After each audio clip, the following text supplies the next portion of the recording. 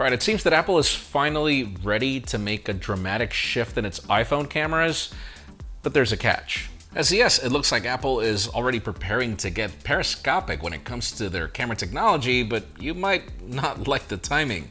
We get more details on how early we can expect the first batch of mini-LED Apple products, which might make you want to wait a little. And even if Samsung wants to replace the Note with the Z Fold, they don't want to change the price tag, which makes that not something you'd want to wait for. I'm Jaime Rivera, and how is it that we had this amazing weekend with weather and everything, and now it's raining cats and dogs?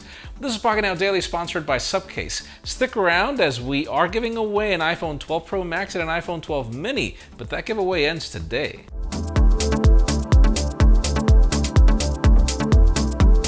Yes, today is Cyber Monday, but by the time you watch this, it's pretty much going to be Burnt Out Tuesday.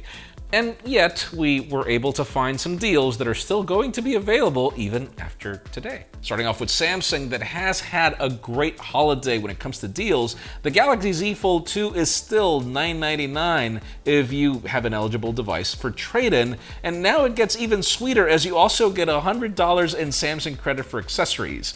The Z Flip 5G is available for, I'm reading this right, $300. The Galaxy Note 20 Ultra is available for $599, and then the S20 Ultra is $789, and yeah, get the Note or the Z Flip 5G.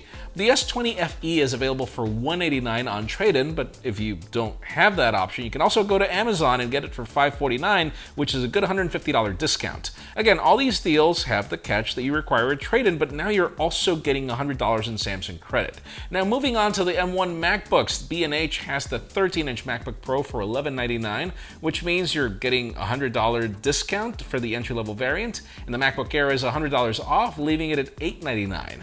Finally, let's talk Pixel 5, which is $50 off. That leaves the Just Black variant for $649, shipped on Amazon. We've got more deals on the Google Pixel 3a, more Samsung products, and even Intel Macs in the links in the description, and also on an article in Pocketnow.com. Now, how about if we move on to rumors and start talking about Apple, as we've been covering the possibility of mini-LED technology making it to Apple products for the longest time. And it's really popular on TVs right now, not cheap at all. And we've been getting some reports that point in that direction, and now we've got more clarity. According to the latest Digitimes report, Apple is set to launch the first mini-LED iPad in the first quarter of 2021, and they will start mass producing the first MacBook Pros in Q2. Apple suppliers from Taiwan are actually happy, as their momentum will be growing significantly once the orders come in. And of course, TSMC is also happy as well, as they will all be running Apple's latest silicon. More importantly, this report goes along with Ming-Chi Kuo's report, which we covered last week, where he said that we should expect the iPad on the first half of the year, and we should get a 16-inch and also a 14-inch MacBook Pro in the second half of the year. For those of you that don't know, mini-LEDs bring similar benefits to OLEDs to LCDs, while adding more power efficiency and a wider color gamut at the same time. So yeah, it might not necessarily be a good time to buy an iPad or even one of those M1 Max, even if I keep telling people to buy them. They're great. I hate you. Now, how about if we talk about Samsung, and particularly foldables, and how the company wants to double down on this market? We've got two different things to cover. Samsung Display's blog posted two new sketches of devices that could actually become a real thing. The first one shows a tri-folding device, both open and closed, and the second one shows a rollable device that is being used more as a tablet than a smartphone, with it bringing a sliding keyboard. And of course, Samsung is no stranger to doing these kinds of teasers, but with them shifting their focus onto foldables, it's interesting to see what they have in mind, which actually other companies have in mind. Now, moving on to the real stuff, we have a new report that claims that the Galaxy Z Fold 3 will have the same price tag as the Z Fold 2 of around $2,000. And this is actually both good and bad. It's good because we know that we're getting more features like the S Pen and a better UTG, but it's bad because this is supposed to replace the Galaxy Note. And I doubt that it'll work out for Samsung unless the price goes down, or I don't know. They probably bring some better trade-in deals at that time as well. Of course, it's too early to predict, but we'll see if the company ends up changing their mind about the price tag as we get closer to it. Now, how about if we talk about OnePlus? As one of the things that really characterized this company during 2020 is how many products they launched. And apparently for the OnePlus 9, that's also going to be the case, sort of.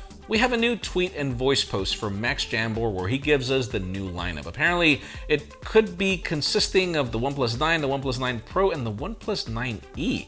Now, of course, Max only tweeted out the names for it, but in his voice post, he said that it is yet to be seen if the OnePlus 9e will be a more powerful device than the regular 9 or a more budget-friendly offering like the Nord series. Now, we have some new renders from Let's Go Digital for both the 9 and the 9 Pro. We've already seen other renders before, but these go further into color variants that we should expect. The regular line shows 4 different color variants, which are the green that we got with the 8T, gray, blue, and black. As for the 9 Pro, these renders only show the Onyx Black and Ultramarine Blue color variants that we got with the 8 Pro. We're expecting these phones to launch in mid-March with the latest Qualcomm Snapdragon chipset, at least 8 gigs of RAM, and obviously all the bells and whistles that we expect from OnePlus. Let's see exactly what that is.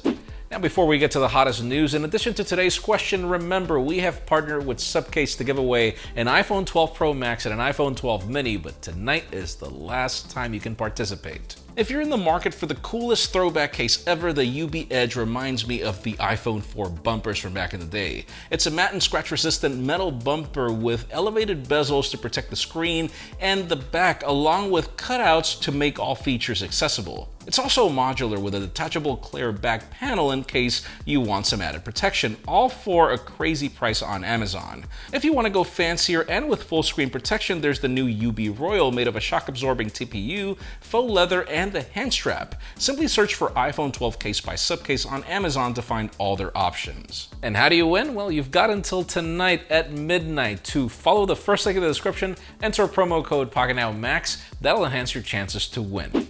And finally, the hottest news today have to do with Apple, iPhones, and their camera capabilities. I mean, if you watched the comparison that I just did with the Samsung Galaxy Note 20 Ultra and the iPhone 12 Pro Max, you could see that regardless of all the specs you've got on the Ultra, the iPhone 12 Pro Max was actually almost able to win, or if not, I could say it won most of the categories.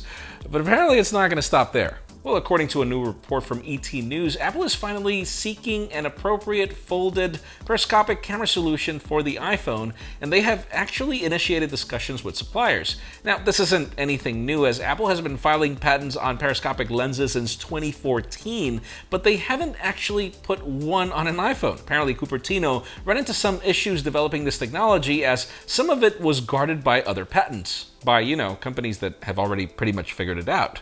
Some insiders also claimed that there was a chance that Apple would purchase these from Samsung, but it's actually pretty unlikely, as Samsung would like to maintain competitive advantages over Cupertino on this technology particularly. If you're asking when we should expect these, a report from Ming-Chi Kuo earlier this year said that we probably won't get these until 2022 on iPhones, with Sunny Optical and Semco supplying their components. But anyways, let us know in the comments down below, how much do you care about zoom capabilities on your smartphone? Is it something that you look forward to or not? Because I'll tell you this much, in my case, I didn't care about it much until I started using devices like the Galaxy Note 20 Ultra.